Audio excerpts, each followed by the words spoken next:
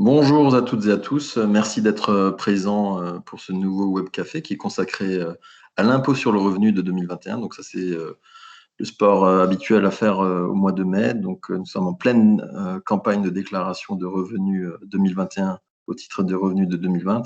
Et donc nous avons pas mal de nouveautés. Donc nous souhaitions vous présenter les principales nouveautés de l'impôt sur le revenu qui tient compte de cette année particulière de 2020 avec cette crise sanitaire et donc des mesures qui y sont associées.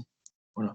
Donc sans plus attendre, nous allons démarrer avec le premier point concernant les évolutions digitales, le rappel des délais de déclaration et une précision sur la tolérance fiscale qui a été accordée aux experts comptables à leur demande par l'administration fiscale. Ensuite, nous avons, si vous passez par les frais réels, il y aura des nouveautés concernant les allocations de télétravail, puisque ça fait partie quelque part du fond de décor de l'année 2020 et aussi du barème kilométrique qu'il faut dissocier puisqu'il y a la présence d'un barème kilométrique spécifique pour les véhicules électriques, à savoir. Enfin, troisième point, c'est la déclaration sociale pour les indépendants. Donc, c'est une déclaration que nous avions l'habitude de faire pour nos clients et qui maintenant doit être, qui a été fusionnée et donc qui ne peut être que déclarée à travers l'impôt sur le revenu. Voilà. Donc, ça peut être des nouveautés pour les dirigeants, c'est-à-dire les commerçants, les artisans, les professions libérales indépendantes qui qui n'ont pas l'habitude forcément de déclarer ce type d'informations comme les cotisations obligatoires, les cotisations facultatives, etc. Nous y reviendrons sur ce point numéro 3. Enfin, nous parlerons des réductions et des crédits d'impôt qui sont un peu particuliers au titre de l'année 2020, et ainsi que les primes Covid qui ont pu être versées et qui sont exonérées pour la plupart d'entre elles, ainsi que les heures supplémentaires défiscalisées. Ça marche aussi avec les heures complémentaires. Donc voilà, nous allons démarrer. Alors, en termes d'évolution digitale, nous avons la déclaration automatique. Alors, ce n'est pas une nouveauté en soi, sauf qu'elle a été étendue. Alors, pour rappel, la déclaration automatique, il s'agit d'une déclaration ultra simplifiée où vous avez très peu de revenus qui sont tous complétés, enfin, qui sont tous pré-remplis.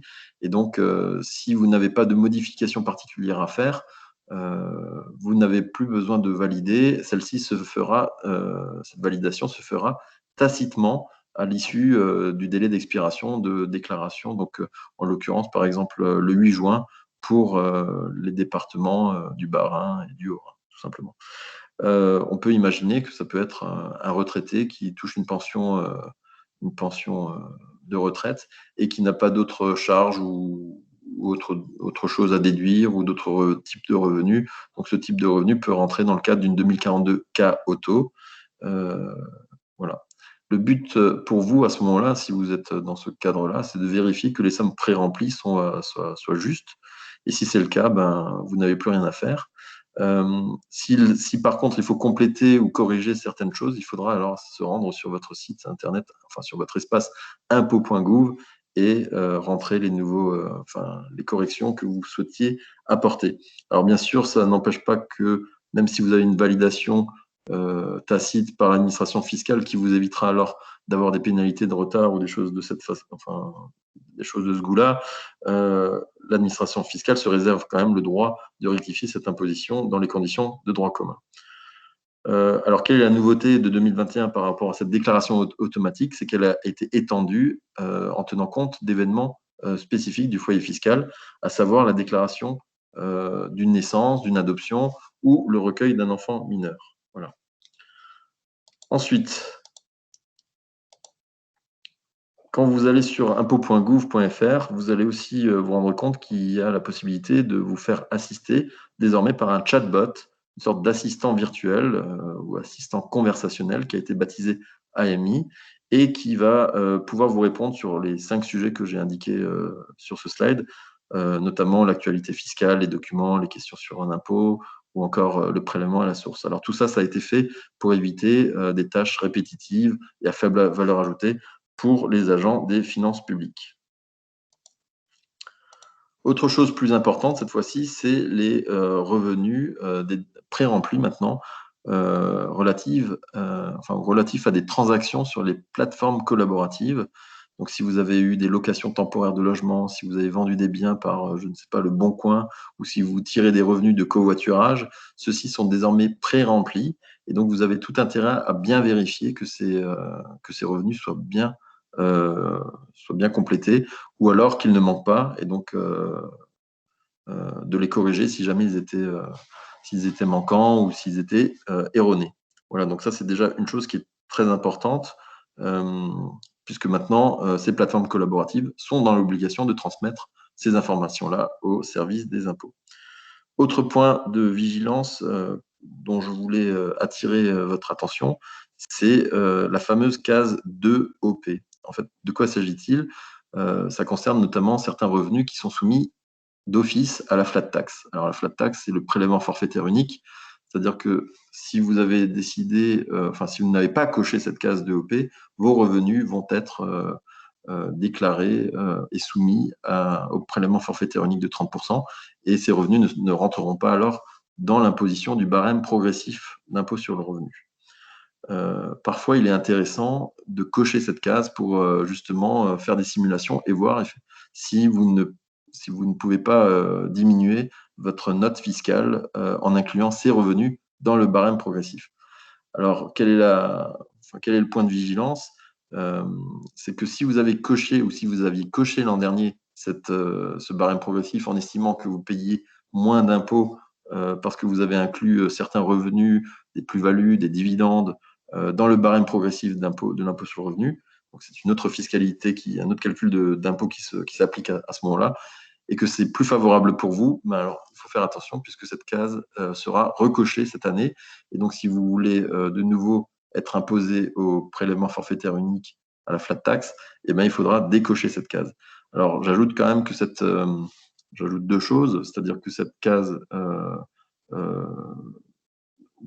si vous optez pour le prélèvement forfaitaire unique, c'est une option globale. Donc, vous pouvez, donc c'est-à-dire global pour tous les dividendes, toutes les plus-values seront imposées de la même manière au prélèvement forfaitaire unique. Et deuxième chose, il y a beaucoup de contribuables, plus de 8 millions en 2019, qui n'ont pas fait cette simulation. Et donc, c'est un peu regrettable parce qu'ils ont versé quand même 225 millions d'euros en trop auprès des caisses de l'État, puisqu'ils n'ont pas fait cette vérification-là ou ne la connaissaient pas. Donc, quand nous nous occupons de vos déclarations de revenus au niveau du cabinet, bien sûr, nous faisons attention et nous faisons une vérification systématique pour vérifier ce qui est le plus avantageux pour vous. Voilà. Donc attention à cette case 2OP si vous faites vous-même votre déclaration d'impôt sur le revenu, et je vous invite à faire des simulations pour vérifier quel est le système le plus intéressant pour vous si vous disposez de revenus de capitaux mobiliers. Voilà.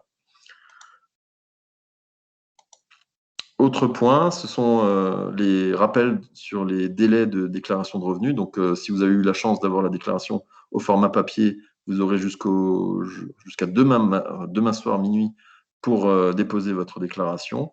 En général, on la reçoit bientôt plus en papier ou très très rarement. Par contre, si vous faites des télédéclarations, vous êtes encore dans les délais. Donc, pour la zone 1, c'est jusqu'à ce soir. Non, c'était jusqu'au 26 mai. Pour ce qui concerne la zone 3, c'est-à-dire celle du Grand Est principalement, où on a les départements du Bas-Rhin et du Haut-Rhin notamment, vous avez jusqu'au 8 juin au soir.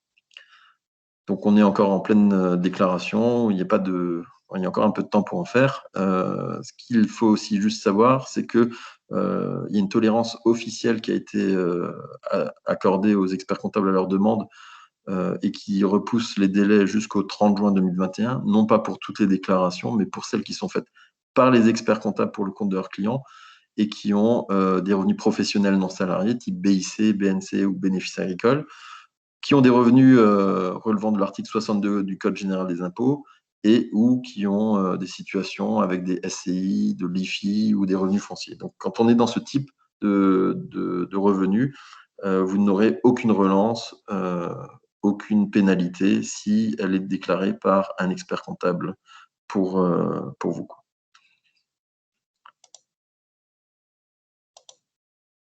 Autre point, ce sont les frais réels. Donc, au niveau des frais qui sont liés au télétravail, vous avez l'employeur qui peut verser une allocation. Celle-ci, il faut le savoir, elle peut être exonérée dans la limite de 550 € donc à raison de 2,5 € par jour de télétravail, donc 50 € par mois. Et donc, vous êtes exonéré de cette allocation jusqu'à un plafond de 550 €. Alors, en cas d'option pour les frais réels, il faut savoir que vous pouvez être exonéré par rapport à ces 550 € pour l'année 2020, ou alors vous pouvez prendre le montant exact si celui-ci est supérieur. Et donc, je vous ai reproduit la partie de la déclaration où il faut faire attention. Donc, en cas de versement sous forme d'allocation forfaitaire, bien vérifier dans les cases 1AJ à 1DJ que ces allocations soient bien déduites des montants pré-remplis. Ensuite, pour le barème kilométrique, donc quand vous optez pour les frais réels et que vous renoncez à l'abattement forfaitaire de 10% pour frais professionnels, vous pouvez déduire tous les frais kilométriques professionnels, notamment du trajet de la maison au bureau, de votre domicile au bureau. Et donc, vous indiquez ça dans les lignes 1AK à 1DK, en fait, hein. Et donc, je vous ai reproduit en bas à droite le barème kilométrique, sauf que la différence, c'est que celui-ci s'adresse maintenant uniquement aux moteurs thermiques et qu'il y a une séparation entre le barème kilométrique pour les véhicules électriques et celui des autres voitures à moteur thermique. Donc ça, c'est une nouveauté. Alors, j'en profite pour vous rappeler que le barème kilométrique inclut les dépenses de carburant, l'amortissement du véhicule, les éventuels frais d'achat de casque et de protection, la réparation et l'entretien, et les frais pneumatiques. Alors, à l'inverse, ce qu'on oublie aussi de faire, c'est que des fois, vous avez des frais de garage, de parking notamment, de péage, d'autoroute ou des intérêts annuels de crédit qui peuvent être aussi déduits isolément et se rajouter puisqu'ils ne sont pas inclus dans le barème kilométrique des moteurs thermiques. Alors, une fois qu'on a parlé du barème pour les moteurs thermiques, eh ben, on vous parle maintenant, enfin on vous présente en tout cas, le barème pour les voitures électriques qui est majoré de 20%. Et donc, il faut savoir que si vous avez un véhicule 100% électrique, il faut vous référer, en cas de frais professionnels, à ce barème ici.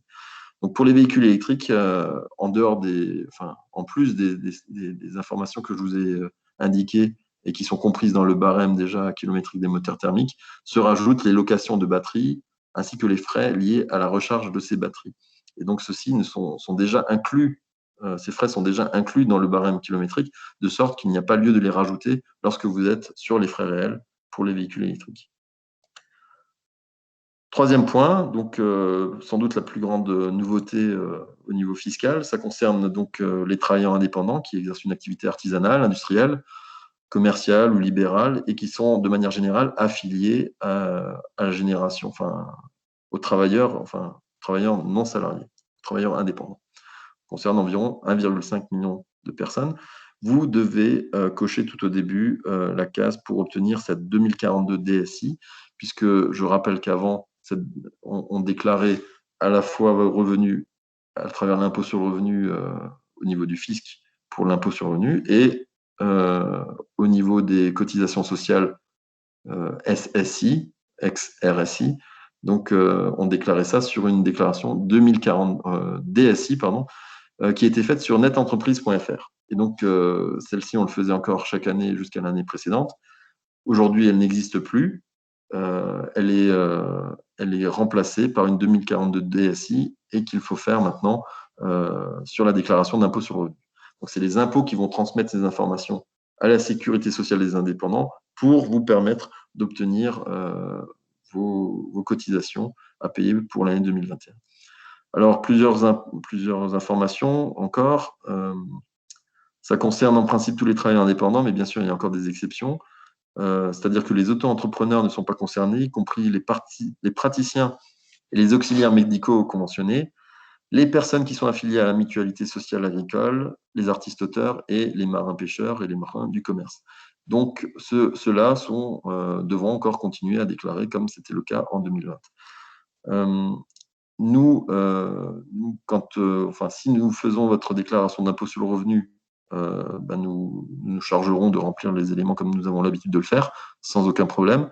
Si c'est vous qui faites votre déclaration d'impôt sur le revenu à titre personnel, nous vous indiquerons les montants qu'il convient de remplir. Et donc, en général, il s'agit de donner comme indication votre revenu imposable, mais la CSG non déductible, les cotisations facultatives, donc de type loi Madelin, ainsi que les cotisations obligatoires. Voilà. Donc ça, c'est une nouveauté qu'il faut vraiment prendre en compte et n'hésitez pas à demander les renseignements nécessaires à vos interlocuteurs habituels pour compléter au mieux cette déclaration. Allez, avant-dernier point, donc il s'agit des réductions et des crédits d'impôt. Alors, là, on va parler du crédit d'impôt de transition énergétique qui est mobilisable pour la dernière fois, puisqu'il a été remplacé désormais par MaPrimeRénov'. Et donc, au lieu d'avoir un crédit d'impôt, on va vous verser une indemnisation, une prime, qui est versée par l'ANA. Alors, j'ai déjà parlé de ce crédit d'impôt de transition énergétique à travers le webcafé du 17 février dernier.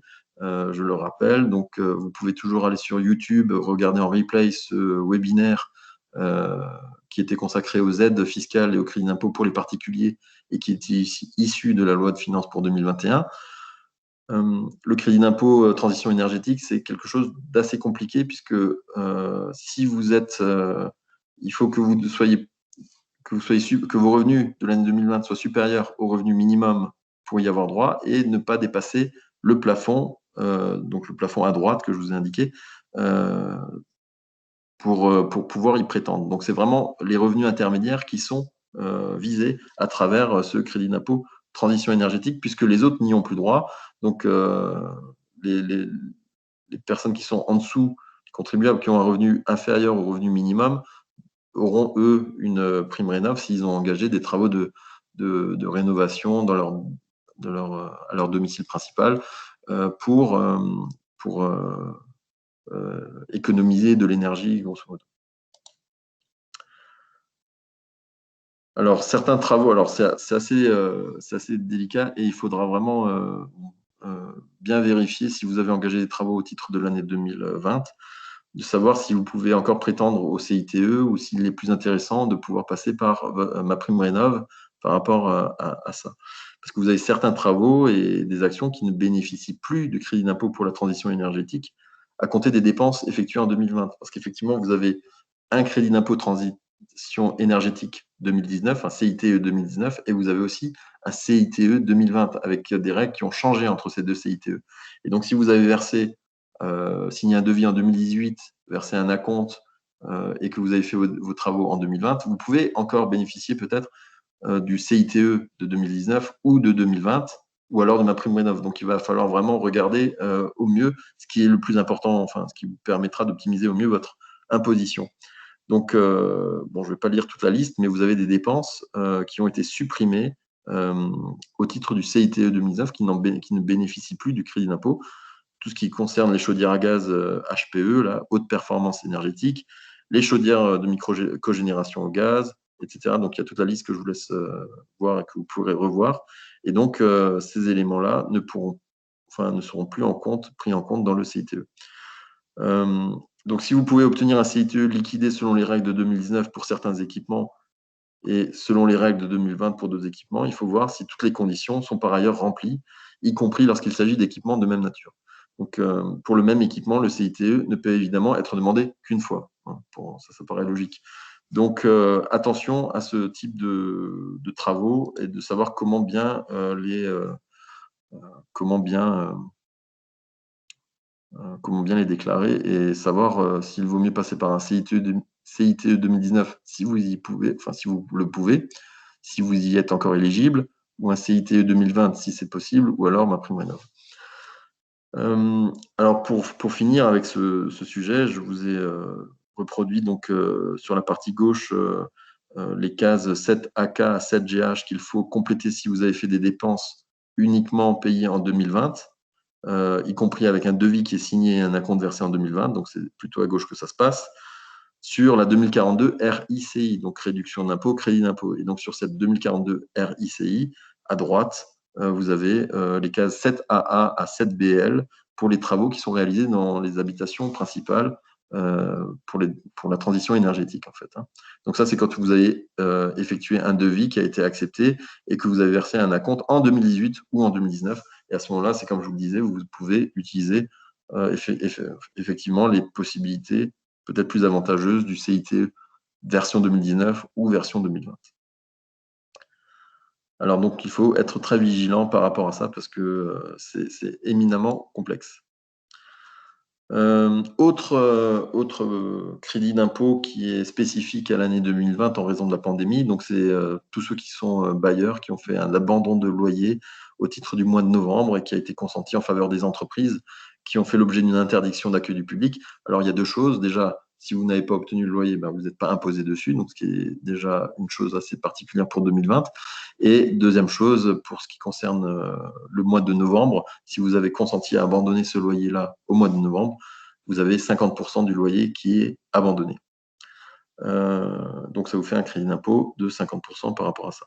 Et donc on vous reproduit la cellule qu'il faut compléter dans les loyers abandonnés à une entreprise, toujours dans la déclaration 2042 RICI.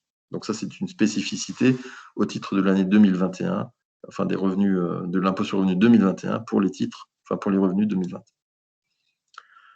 Autre point, c'est les plafonds des dons. Donc, vous avez des dons qui sont portés à 75% dans un plafond majoré de 1 000 euros. Donc, vous pouvez réduire votre imposition jusqu'à 750 euros et au-delà, vous tombez dans le régime de droit commun qu'on connaît, c'est-à-dire 66% du montant du don, et tout ça dans une limite globale de 20% du revenu. Alors, ce plafond de don de 75% est temporaire. Il a été encore prorogé au titre de l'année 2021. Alors, deux petites zones de vigilance, c'est-à-dire que si vous faites des dons auprès d'organismes en France ou auprès de l'ONU, que ce soit pour de l'aide alimentaire ou de la fourniture gratuite de repas, de l'aide au logement ou autre, vous avez dans la déclaration 2042 la réduction, enfin la case, la partie 7, réduction et crédit d'impôt, avec les fameuses cases 7 UD et 7 UF. Mais si vous avez fait des dons au profit d'organismes d'intérêt général établis dans un autre État membre de l'Union européenne, en Norvège, en Finlande, en Islande pardon, ou au Liechtenstein, il faudra servir la case 7VA que je vous ai reproduite, et celle-ci se situe dans la déclaration 2042 RICI. Donc la première, c'est en 2042, la deuxième, c'est en 2042 RICI. Allez, dernier point sur les primes Covid et les heures supplémentaires défiscalisées. Donc, au niveau des primes et aides exonérées d'impôt sur le revenu, il y a eu plusieurs choses. Donc, il y a certains travailleurs indépendants pendant la crise sanitaire qui ont perçu des aides et qui sont exonérés d'impôt sur le revenu. Donc, ça peut être l'aide qui a été versée par la CPSTI, le conseil, donc le CPSTI, le Conseil de la protection sociale des travailleurs indépendants, qui était à hauteur de 1 250 euros de mémoire, et donc qui a été accordé aux artisans, commerçants, aux professions libérales réglementées et aux auto-entrepreneurs. Et donc celle-ci est exonérée. Ensuite, vous avez aussi des salariés qui ont pu percevoir la prime Macron, comme on le dit, ou la PEPA, la prime exceptionnelle de pouvoir d'achat. Celle-ci a été versée pour certains salariés qui remplissaient certaines conditions, comme notamment avoir une rémunération inférieure à 3 fois le SMIC annuel. Celle-ci est exonérée d'impôt sur le revenu à hauteur de 1 000 euros. Il faudra donc faire très attention sur les documents qui ont été pré-remplis sur la déclaration d'impôt sur le revenu. Et cette exonération de 1 000 euros peut être doublée si l'employeur a mis en place un accord d'intéressement. Donc ça, c'est des choses qu'il faudra savoir. Cette prime n'est pas prise en compte dans le revenu fiscal de référence. Enfin, vous avez aussi d'autres primes qui ont pu être versées. Donc, si dans votre foyer fiscal, vous avez eu une prime qui a été versée par un établissement privé de santé ou du secteur social, vous avez une exonération de 1 500 euros si la prime a été versée entre le 1er juin et le 31 décembre 2020. Et bonne nouvelle, cette exonération peut se cumuler avec la prime PEPA. Ce qui n'est pas le cas avec la dernière prime présentée qui a été versée par la fonction publique. Donc, elle est exonérée à hauteur de 1 500 euros et elle a été versée aux agents des administrations publiques qui ont été mobilisés dans le cadre de l'état d'urgence sanitaire et qui est aussi elle-même exonérée d'impôt sur le revenu. Par contre, elle ne se cumule pas avec la prime PEPA. Donc, attention à ces exonérations. Vérifiez bien les cas qui ont été éventuellement pré-remplis. Dernier point, ça concerne le quota annuel d'heures supplémentaires défiscalisées, puisque les heures supplémentaires sont exonérées d'impôt sur le revenu dans la limite habituelle désormais d'un plafond de 5 000 euros, qui est porté exceptionnellement à 7 500 euros lorsque des heures supplémentaires ont été réalisées entre le 16 mars 2020 et le 10 juillet, date du dernier jour d'état d'urgence qui a été décrété. Cette exonération s'applique à tous les salariés du secteur privé, y compris pour les salariés agricoles, à l'exception des cadres dirigeants, ainsi qu'aux rémunérations des agents de la fonction publique. Vous n'avez pas de prorotarisation des limites de 5 et 7 500 € en fonction de la durée d'activité qui n'est effectuée qu'en cas d'activité exercée à temps partiel ou sur une partie de l'année seulement. Donc là, vous voyez, on vous a reproduit les tableaux, donc c'est plutôt en case 1GH à 1JH à remplir par rapport à ces heures fiscales, et donc de bien vérifier que vous rentrez dans les exonérations auxquelles vous avez droit.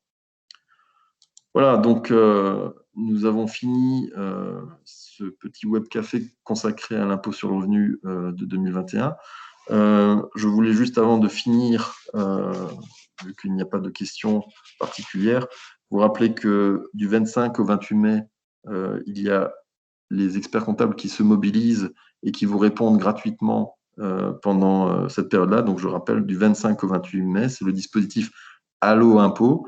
Ils sont disponibles de 9h à 18h au 08 065 432. Je répète, 08 65 432. Ils répondront à toutes vos questions. Et il y a des nocturnes qui sont faites les 25 et 27 mai jusqu'à 21h. Voilà. Donc, pour vous aider à travers ça, vous pouvez le faire. Vous pouvez également passer par Allo Impôt. Si vous souhaitez que le cabinet s'occupe de vos déclarations d'impôt sur le revenu, nous pouvons également aussi le faire. Et vous pourriez bénéficier, dans le cadre du service à la personne, d'un crédit d'impôt de 50%. Donc ça, c'est aussi une information que je voulais vous donner. Nous nous reverrons pour le prochain Web Café en juin prochain, avant la trêve estivale de juin-juillet, pour nous retrouver en septembre. Donc d'ici là, passez encore une bonne journée et je vous dis à très bientôt. Merci, au revoir.